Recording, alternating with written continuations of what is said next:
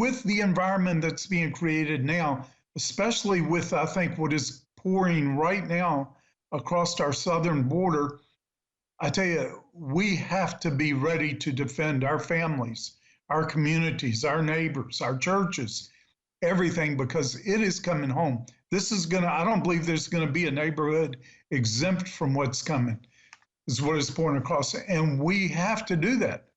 You know, when the scripture that says that those who do not provide for their own families are worse than infidels, well, one thing we have to provide is security for our families. And so we're telling our people, you know, you really need to be able to protect your own family. And you need to be able to gather together with others who are going to join together to protect their neighborhoods and all. In that dream, I saw militias popping up like mushrooms all over the country. These weren't racist militias. They weren't evil intent. All they want to do was protect their communities. And the Lord showed me in this dream that he had seeded our whole country with a provision to defeat this onslaught.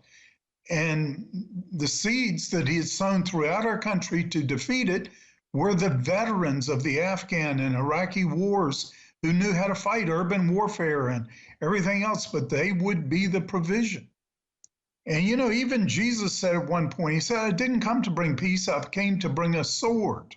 And he talked about where that sword is going to divide. And we're in that time right now. It's, you know, you can go on praying for unity and the parties come together and all that, but it's not the time for that. That's not going to happen right now.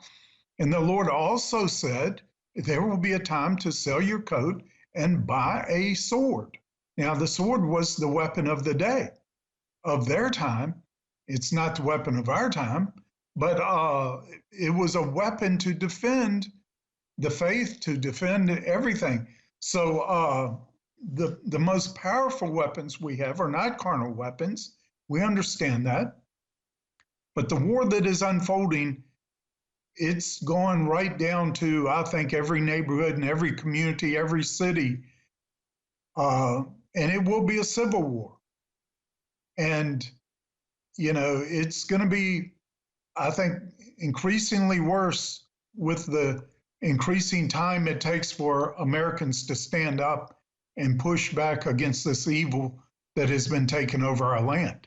You know, there's a time for peace and a time for war. It says in Ecclesiastes, well, we're not headed towards peace right now. We're headed towards conflict and war, and we need to prepare for it. We need to put out the word. People need to be prepared.